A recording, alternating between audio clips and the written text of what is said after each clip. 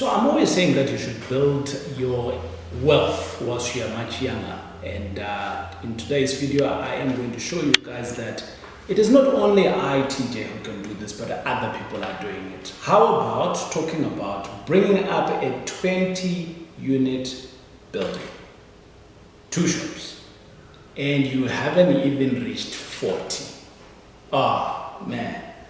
By the time you reach 60, that building is paid off, money is coming in for days. But, hold on, you might be getting excited for the fact that, oh, it's a building, I'm gonna make money. There's plenty of work that is behind it. In today's video, my good friends, I am introducing you to someone who is doing it. He is a student of one of my good friends that you guys know. We're gonna dive into it. Virgil, welcome. Hi TJ, how's it? Thanks so much for that introduction. Awesome stuff. No, that was just my introduction. We are about to introduce you. Right. Okay. Now, I am out and about in an area where I used to invest. I don't invest in it anymore, just because it's far away from me. And then some of you are like, TJ, but you invested far, it's kept on. Yes, but this is far because I do not have resources. I don't have a team in that area.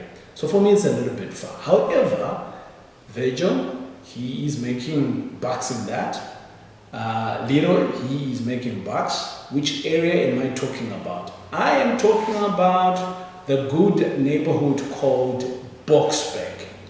You have all seen a few of my deals that I've done in the area of Boksburg. But today I want to speak to Virgil because he's not just investing in this area, he also stays in this neighborhood. So which makes it more than just investing. I think this is now the next level where we call it impact investing. So you're making the neighborhood where you also stay, you bring it up, right? And we're always talking about this in the tribe. But Virgil, I want to speak to you, brother. Welcome to the TJ tribe, and it's great having you on board. Thank you, TJ. Good. Who is Virgil? Okay. So, yeah, my name is Virgil, like you said. Yeah. And I reside in the East End. Right. I'm currently full-time employed still. Right. So, I'm 39, going 39 this year. Right. Age. And I would say that, yeah, I'm a amateur, do you call it that? An amateur property investor. My man, my man, look at him. 20 unit is calling himself an amateur. But I like your spirit because I always say to myself, I'm a student, and because I see myself as a student, I'm always opening to new learnings. And because I'm opening up to new learnings, it basically means that I have more opportunities that come away. So it's very good that you keep on the ray of being I'm learning. Yeah. So that's very good. Yeah, no, definitely. I also agree with that. Where, especially being in this now, every day I'm still learning something. There's still a lot, and I think I also subscribe to that where I'll still take full advantage of being the learner. Yeah. And being the amateur almost in this thing, where I can still suck off advice from everyone that I can, that I speak to, because, trust me, I actually also came into this thing.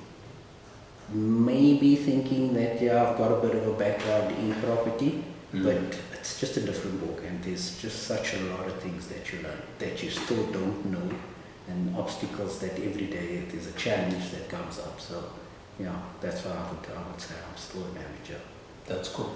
So the reason that I reached out so that we can interview Virgil is because, number one, he's still an employee.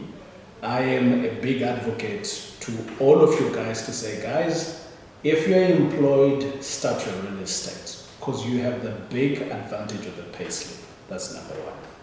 Number two, you do not want to start your business when you are no longer employed. If you start your business whilst you're employed, basically what you're doing is you're creating an alternative income. In other words, you're creating a plan B.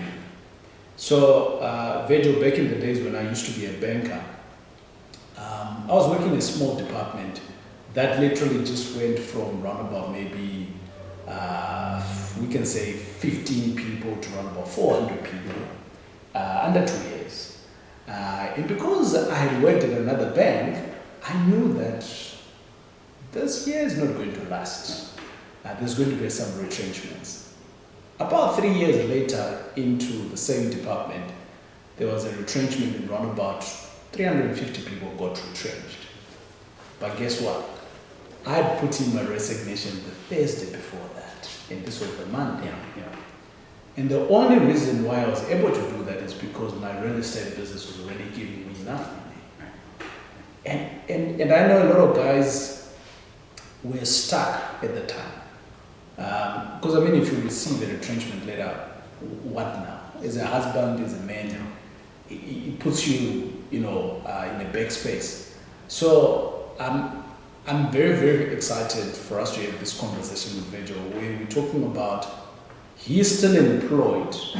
If he's able to do it, which means anybody else can do it, but also he's gone into one of my favorite strategies of investing, which is mixed use. I like mixed use, residential at the top or at the back, and you could commercial, be it offices or be it shops. It's one of my favorite strategies. And we're gonna dive into it in terms of why is it a good strategy. But Virgil, I want to speak to you, brother. You say your background, you're still employed. So what's your background? What do you do in your day-to-day work? So my day-to-day, employed at one of our cities, right, within Johannesburg. Yeah. So I'm actually into property management. That is the division that I'm working in. So right.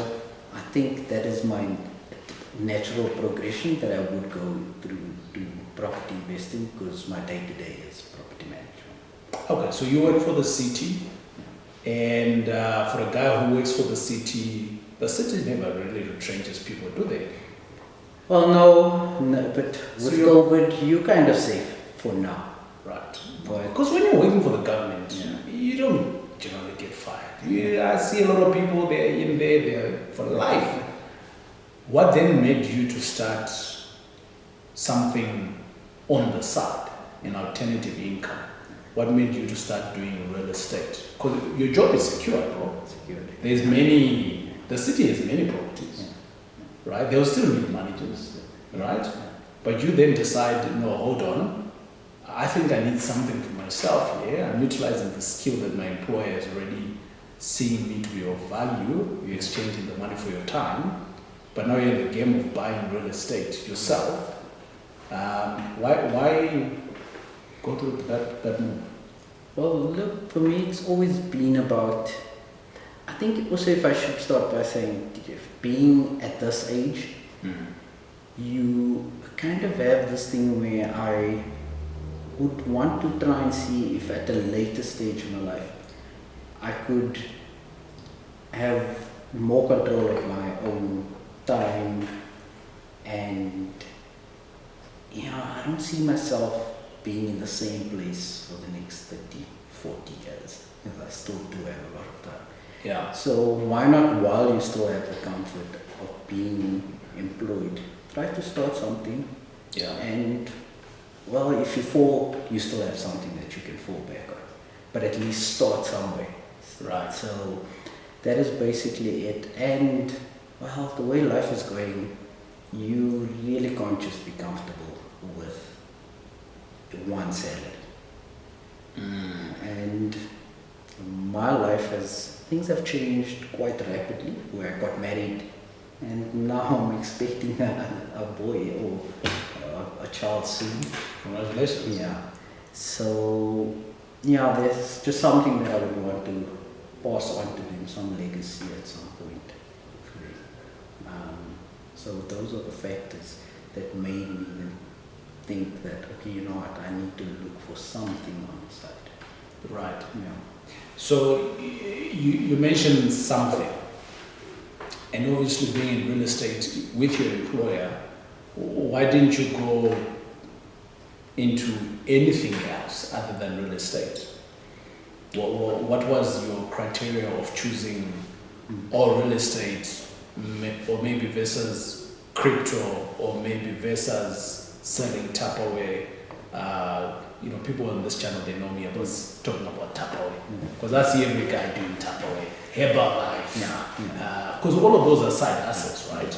So why didn't you go with any of those? Because they are kind of like on the lower entry. Well, the barrier of it. Interesting story. I tried both. Not Tupperware specific, but well, I don't know. It just didn't work out for me. And then I tried the crypto thing. Right. Too complicated for me. I guess if you put in more time and try to understand, maybe it works for some people. Sure. But for me, too risky, and I didn't understand it well enough. So that then led me to just seeing also people around you in your circle, being involved in something, doing a bit of research when it came to property investing. And that, I think, that's how I then got to decide that, okay, maybe this is for me. And the more you put in the time into something that you really like, it makes it a much more easier, I guess. It makes it much more easier, and that's then how I ended up with the property journey, or the decision to choose property as the side. So. Right. You speak of people that are around you. We've got a brother in common. The guy who's become a chief because now he's got the Slava village. He's a self-appointed chef. In terms of your relationship with Lyra, because I know you guys are tight, right? How has that influenced your thinking in the real estate space? Because when I look at Leroy, for me, he's an older brother, that's number one, though he's younger than me. But in terms of property, he started a longer time before I did. And even though he's always saying, no, TJ, you're doing great. But to me, if it wasn't for him, I wouldn't be in the space where I am today. And each time I want to hang out with him to find out what he's doing, how is he doing things. And it's just about iron sharpening the next iron. And together we've now built both our businesses in isolation. Now, because I know that he's in your circle, my question is that, how has that influenced your thinking? Because he's also investing in Boxbank, so you guys are competition now. But as brothers as well, do you share any notes? Do you, what is the relationship like, and how is it shaping your own thinking? So the nice thing with me and Didi is that we actually met we studied together. Right. So that's how I met Leroy. What do you mean you studied together? Leroy didn't study nothing. So should I say we failed together then? Okay, yes. So that's where we started. Right. And then we kept our friendship still. Leroy was back then, he must have told you about him selling perfumes. Yeah. So I was there, then I had some buying perfumes from him and whatever. So I could see he then also the church, he went into church and that. And he would always tell me, hey, come to church. He then led me to that journey as well. So we've always had that relationship, and I could see the progress he was making. Right. So obviously then you start speaking, you're like, hey bro, how's things, how's that side? When he then entered into the property space. Right. And then I was curious, especially during the time when I know I reached out to him specifically about property during COVID. So we had a lot of time in our hands, everyone had time on our hands. Sure. So that's where my journey actually started, when I sat down and I was like, okay, let me see what I can do. I've got that. Jumped on a call with you, I told him, hey, you know what, I'd like to get into this space. Then he step by step No, I think I bothered him almost every single day. But the luxury of, because we have that relationship, he would always take my call without sending me an invoice. If you're in property investment, at some point or the other, you have had to evict someone. And I know, my friends, it is a painful exercise. But I'm here to tell you that for the last couple of years, I've been using a company that is called Expello. Expello, basically what they do is that you pay them a monthly fee. And over and above that, whenever you get a delinquent tenant, they will come and evict that individual free of charge, because obviously you've been paying, right? And over and above that, you don't have to do anything. But guess what? I have managed to organize a good price for you. And the link here that you're seeing, which is called expello.link./TJ Tribe, gets you a great discount from Expello. So my friends, don't be caught with your pants down on your tenant. Just Expello them with Expello. It is TJ. Let's go back to the video.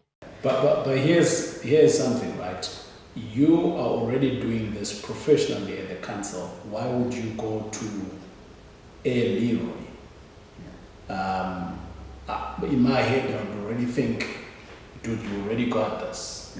Yeah. So what were you seeking counsel on, or what is it that you were wanting to clarify? Because you're already doing this at a bigger scale. Yeah.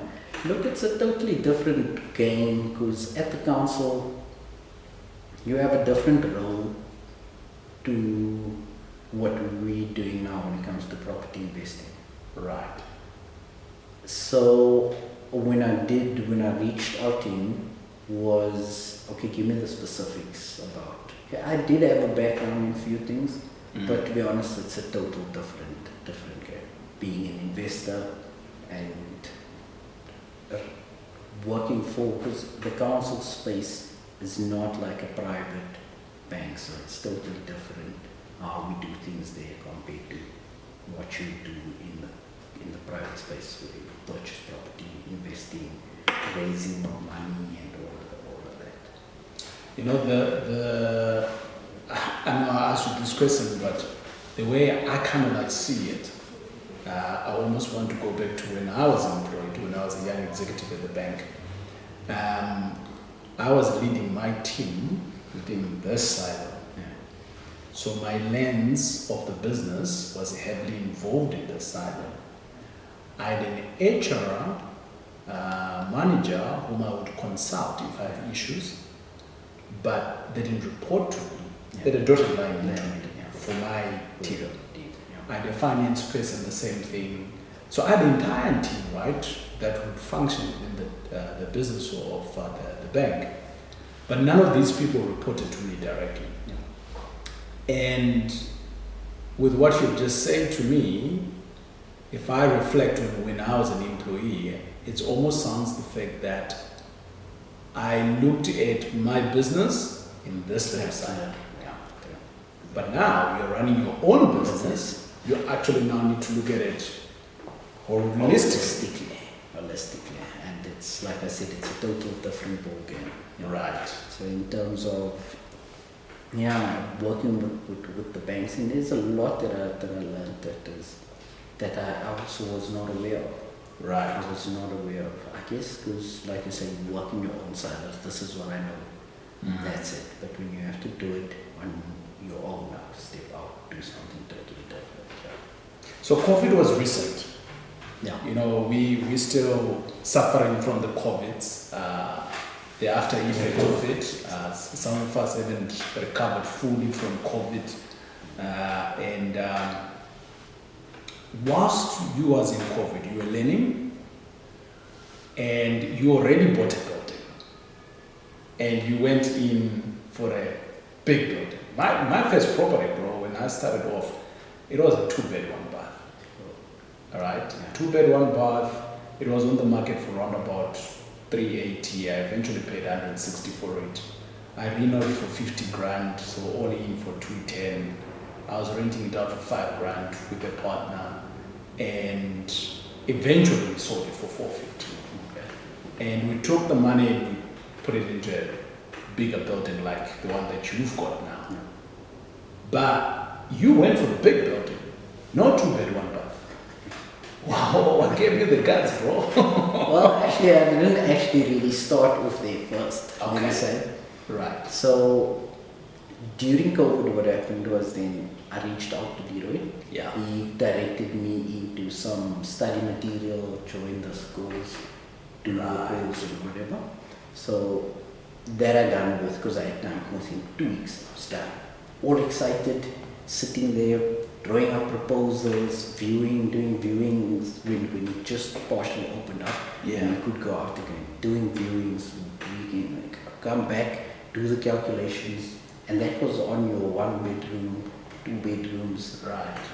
But yeah, then approach your traditional banks, Yeah. and yeah, I got rejected because obviously how they said, which was actually a good thing. Now that I think in hindsight, Right. because I would have been stuck in that one deal. Okay. Yeah, for a while, I guess. So then while I was going through all of that whole process, then something came up that directed me to this deal. I was also like, no, this is way there's no, I was scared. I'm going to be honest with you. I was like, yeah, how can I start with this? Well, I then just every day just worked on something to get to the point of submitting the deal. And I guess just our luck, the luck and how life works out, it actually worked out this deal. So But I did not start off by going, my first attempt was at Right. this specific deal. So in the tribe we have this saying that says, luck favors those that work. Yeah, true. Right. If you're putting in the work, luck is going to come your way, right? But here's the thing.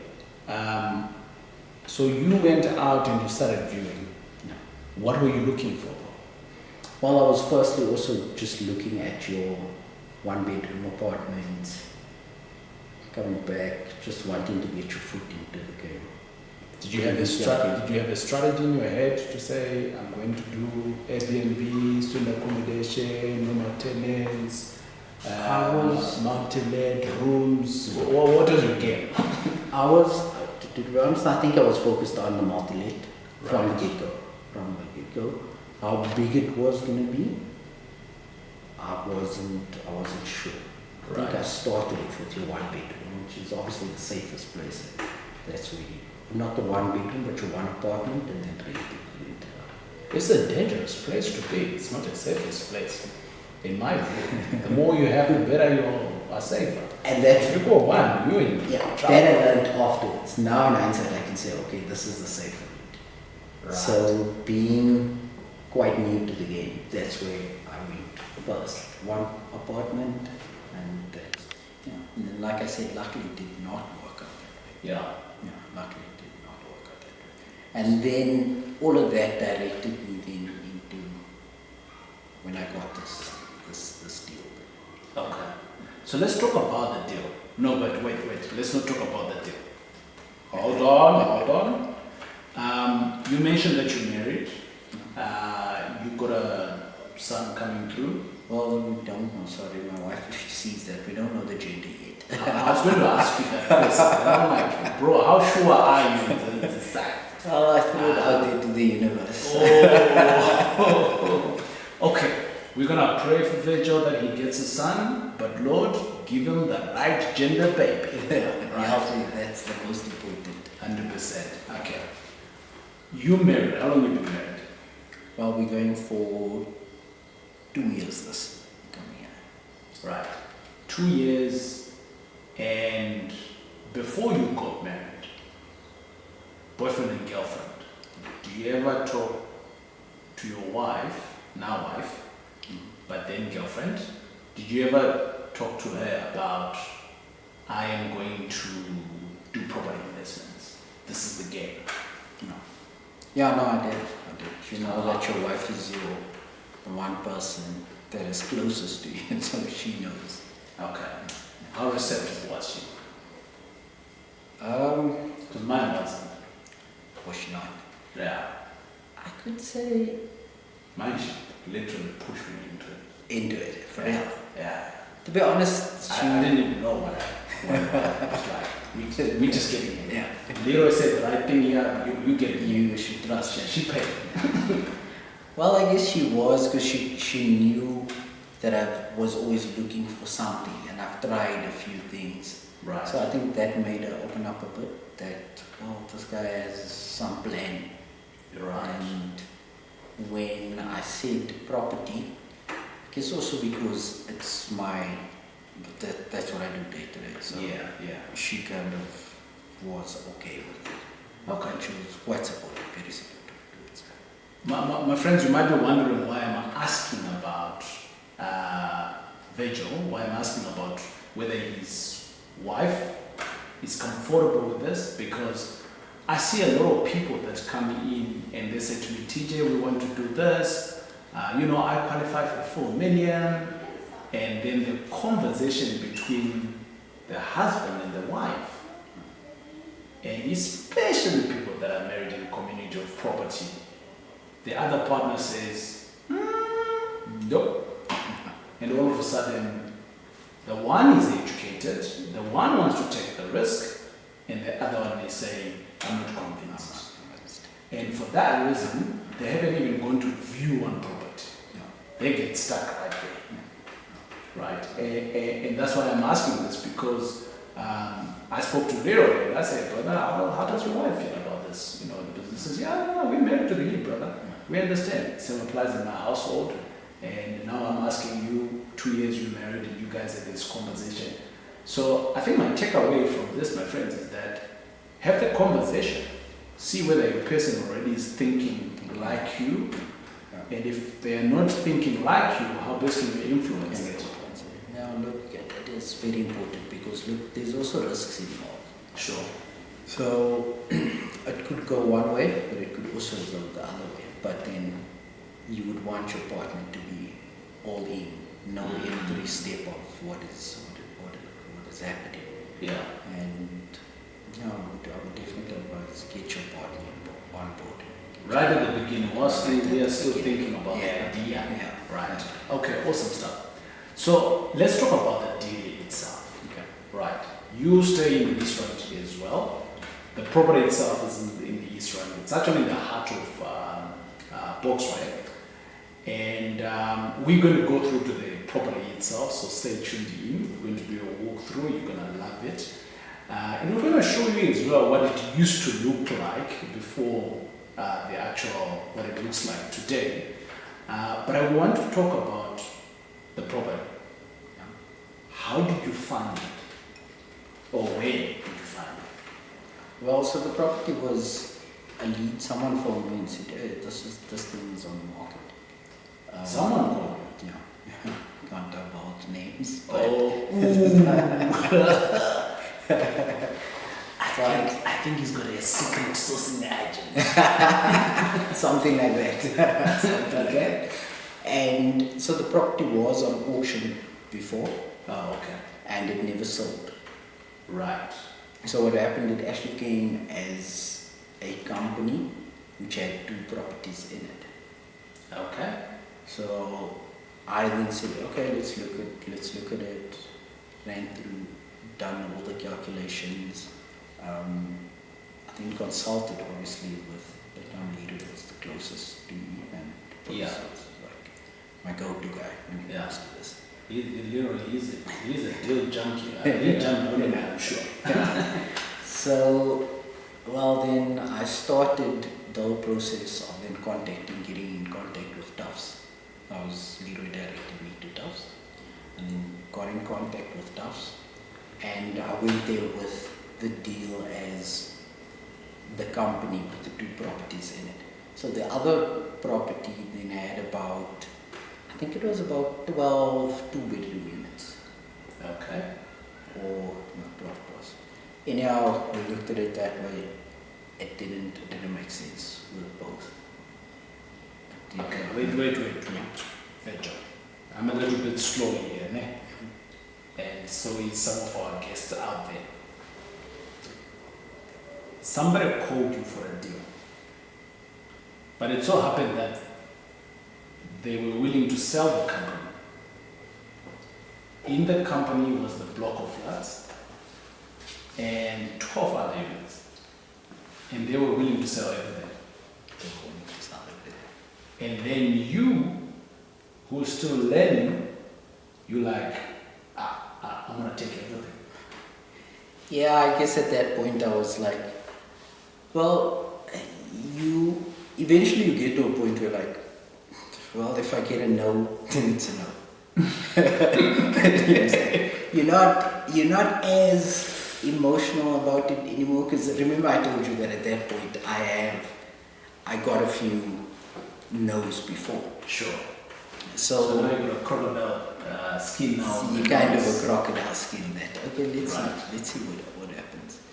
And yeah, so the entire deal did not work out that way. Well, but why did you go to TAF? I mean, Leroy sent you there, yes. But why was it your first option? Because of them, I think they're more receptive when it comes to these inner city commercial properties. Right. Than going to your top 3 banks. They would not look at the deal, but they would look at your finances, I guess, as an individual maybe. Okay. Yeah. So you have gone to view the block of flats. Tick. Yeah. You are happy with the building. Yeah. Did you go and view all these 12? Yes. Units? Yes. Where were they? Then actually like 2-3 blocks away. Oh, okay. So everything was close. Walking, So this is an investor. Was he offloading? Was he in trouble? So I think that there was. So it was a company, and these guys had these, but they were like 3 or 4 guys in the company running the company. 3 partners. 3 partners. So Okay. at this point, they just wanted to offload it. Oh, and it seems like, well, the one seems young, the other 2, unfortunately, one died while we were passed on. Right. While we were busy with In the transaction.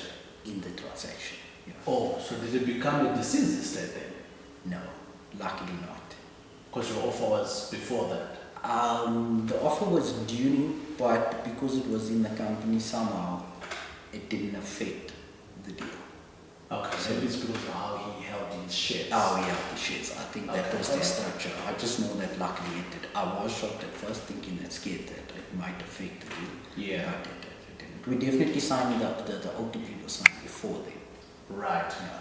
So there you are. You've gone to view the properties, block of flats and all the properties. You are happy with all of them. You looked at the financials and you are happy. What did you do then? Did you put in an offer to purchase? Because now you're buying a company. Does the offer to purchase still applies, or it's a different documentation? Because you're buying a company now. Yeah. So before we got to that, I actually approached Tufts first. Oh, before you put in an offer? Before we put in an offer. Right. So then Tufts came back and said, okay, it's not going to work with both. So we then had to go back to the auction house estate agent and say that, okay, it's not going to work this way. What do we do? Mm. They then agreed that, okay, no, it's fine. What you can do is look at the one then only, which is the 20 units. Right. And I'm like, okay, no, that's fine. So that's when I then entered into the OTP for the 1 block. That's all. Right. And then the other 12 was left in this company and they did what they had to do. They did what they had to do. I don't know how they separated the 2 then from, but the deal just went through. Hi there, my friends. I'm very sorry that I have to disturb the amazing conversation that is happening. But I thought, let me just jump in here and give you a little bit of a good word of a service that I utilize, which is called Expello. You might have never heard of them before, but basically what Expello is, all of us who are here, we do property investments. And as and when we do property investments, we have properties that we have and we take insurance on that. And we also have tenants that we've got. And at some point, these tenants tend not to pay. It's a reality in our market. At a national level, they generally say around about 20% of tenants fail to pay. If they fail to pay, what is the recourse? You probably now need to evict them, isn't it?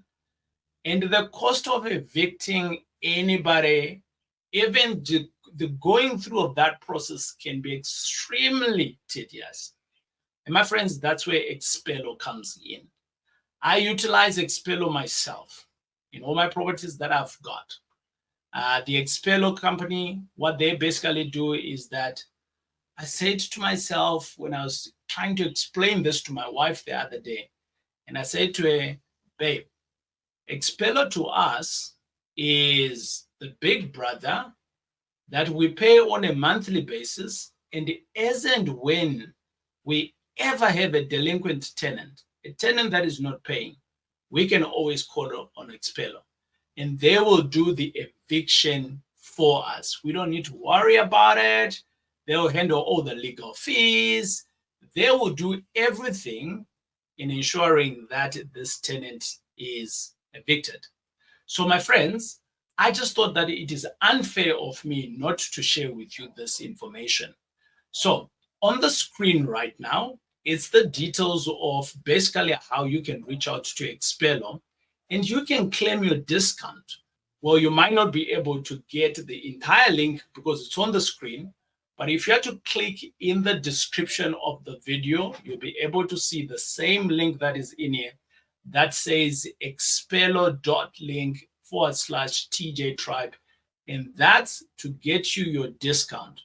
So, my friends, don't be caught with your pants down with your tenants and they become delinquent and you fail to evict them. Just go to Expello. But for now, let us go back to that interesting conversation that we were having. Thanks for watching. Okay. So now you put in an offer to purchase. How much did you put in the offer to purchase for the first time around? Well, knowingly doing, very cheeky, advised me.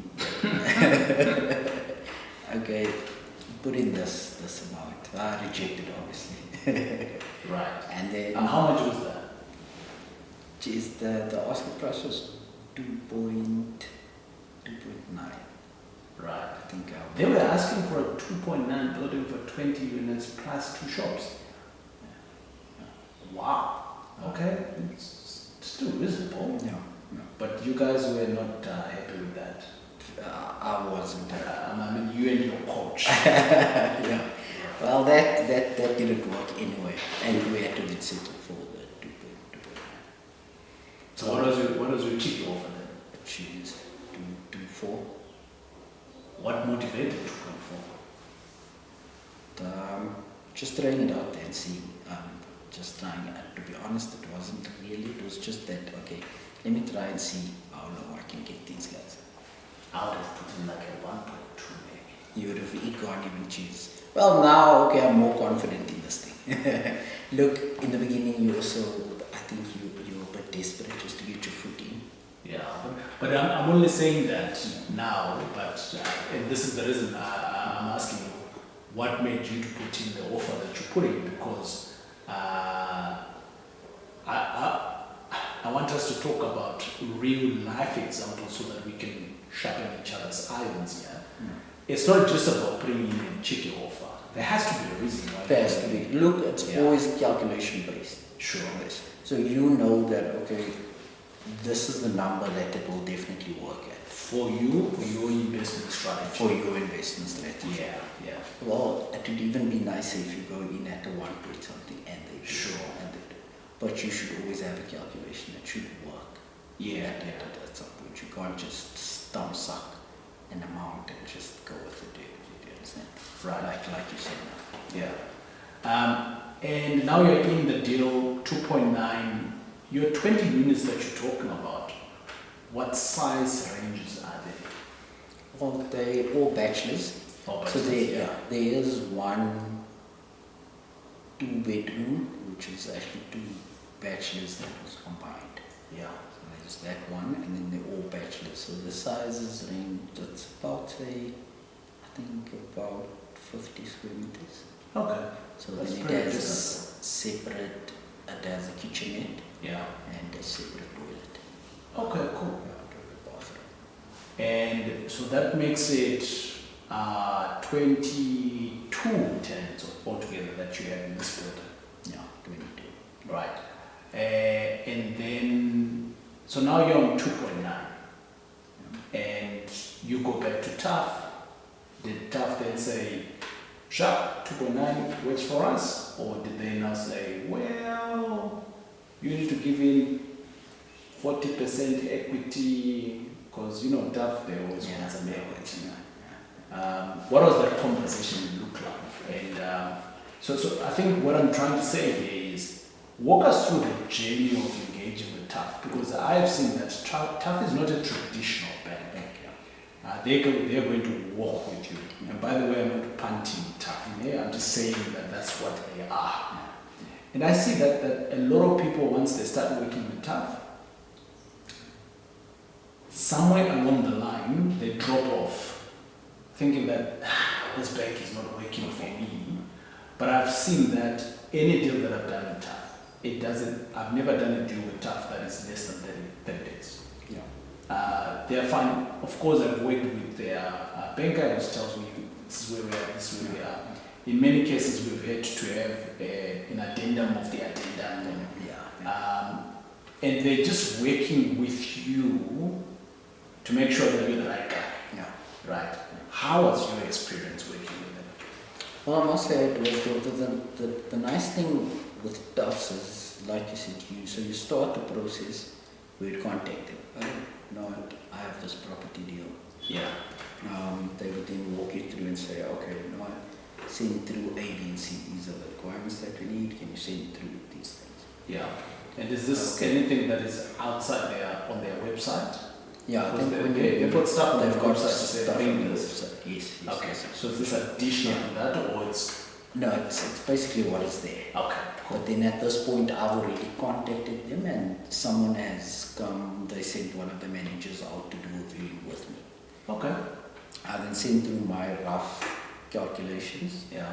and the nice thing with them is that they walk you through, like you said. They're like, okay, they've got their own formats of the calculations, you know, that complicated things that they see. Yeah, but it's not complicated for you. You got Leroy. You went to Leroy. Let's go for prayers.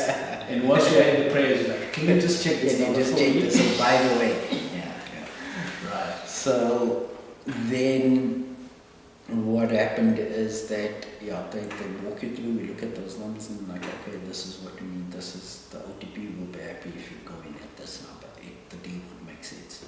Right. So then I then go back, I signed the OTP then. Right. So you kind of like bashed into the 2.9. Yeah. Because the bank was comfortable with that. Because the bank was comfortable, yes. Okay.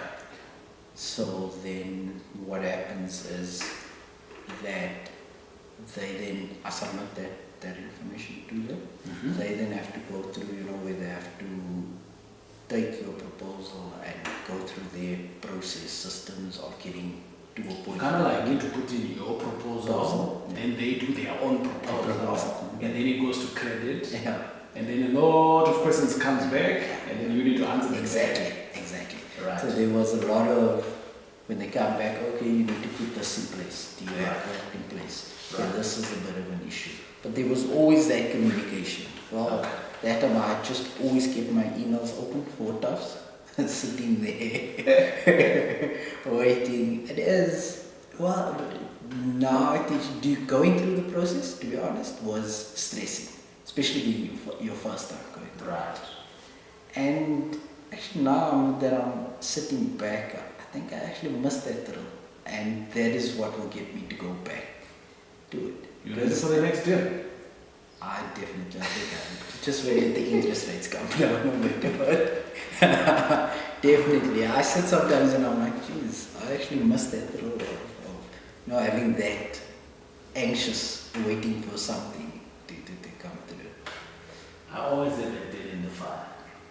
Yeah. Just double checking to see and I'm in the space of playing, the ability to play with multiple banks, creating some relationships, and so in all the areas that I now invest in, I always have a deal that's going. That is going. Yeah. And I think my only hindrance sometimes is the cash component that is needed.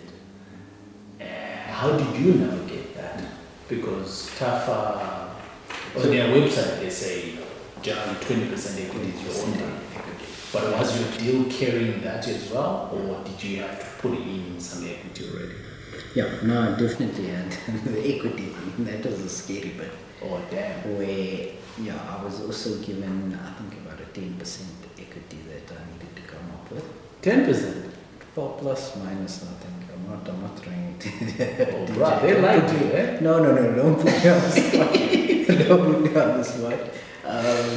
It's not that I got any favor. I'm speaking under correction. That did but there was a percentage for equity. Yeah, so I think maybe to be very serious to everybody else who's watching this, the deal might not require you to put in a heavy equity. The deal may require you to put in a heavy equity. So it just depends. Their criteria is 20% equity, but then they will look every deal in its own merit. And besides, there's that into two core funds as well. That can also play in your favor. But to me, it doesn't, because I'm white apparently. So, yeah, it is what it is. Yeah. But back to the deal on the serious note, Virgil. So now you've structured it correctly now. The bank is happy. They've given you some money, and you now need to come up with 10%, which is what, basically 290. Did you have 290? And you still need to pay transfer fees. It was actually a bit more now than I think. So it was not the 10% because it was actually the amount was much more than 290. So let's just say 500 for our audience out there. Let's just say 500 you need to put in. How did you navigate that? Did you have the money at hand? Did you need to go and borrow from uncles, aunties? Yeah, exactly. No, I went to tops not having the money available and just throwing it out there and seeing what is going to happen. They came back and threw this at me that you need to come up with the equity. Right. And that's, I think, where you become very creative.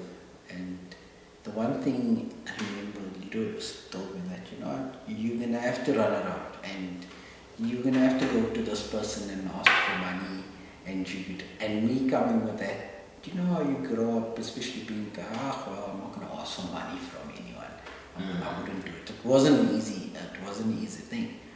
But I then got myself at this point where I'm like, okay, this thing can work, where I can benefit from in the next couple of years, which is this. So do I put my pride aside and go for this and go ask, go to people and like literally have to beg and say, okay, can you please buy into this idea that I have? And luckily within my close circle, I could go. I had to take them some convincing, and it's not just about, okay, because we don't come from money, so it's not as if they're just going to take your word. So you need to kind of do a small presentation there.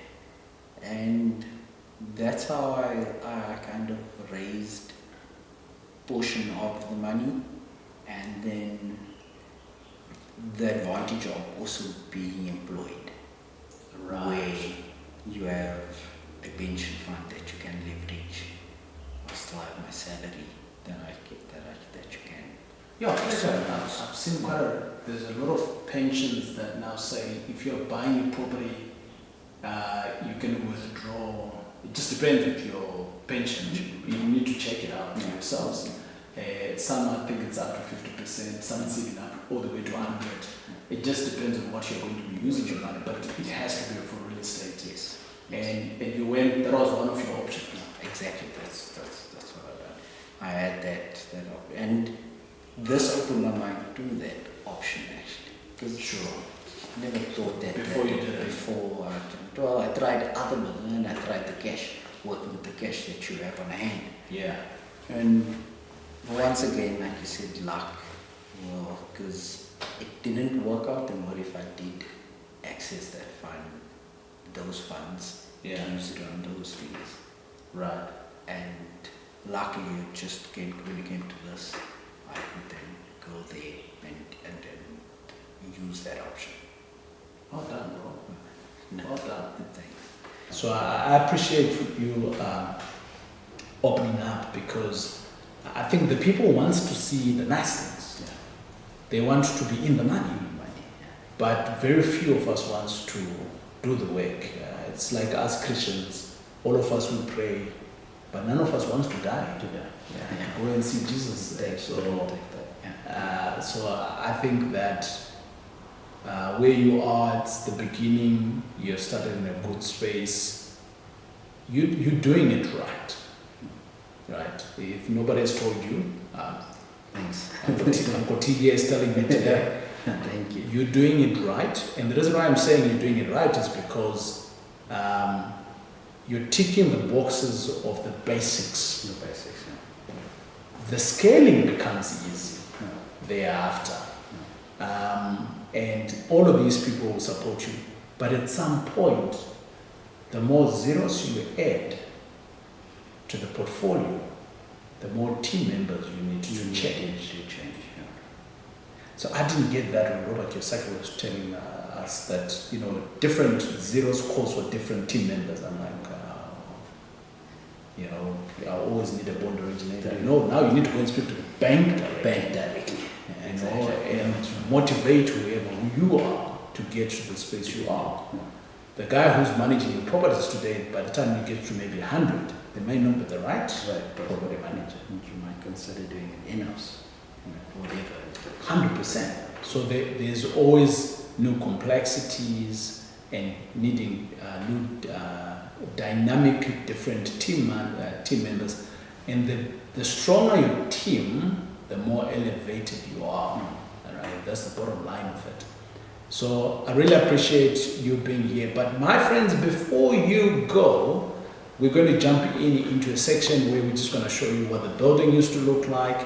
And bingo, when I come back, I'm going to show you what that property is looking like today.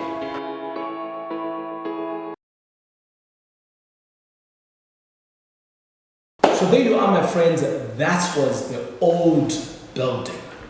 But Virgil, together with Tough, they have done some tough work. No pun intended. But this building now looks cool. And my friends, let me go and show you what it's going to be looking like. You're going to fall in love with it. Don't go away.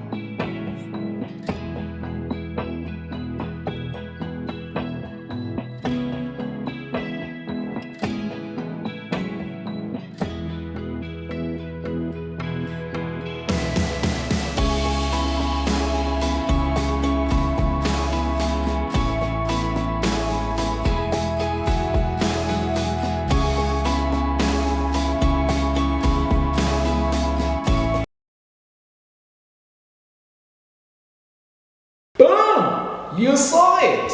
It's an amazing place, isn't it? 20 units, right? 20. All of them fully occupied. The young man has been doing what he's been doing. The question is, what are you waiting for? And by the way, in the comments, send some congratulations to Virgil. He's done a good job. It's amazing. My friends, until we see each other again on the next video, here on the TJ Tribe. We will see you on the next video.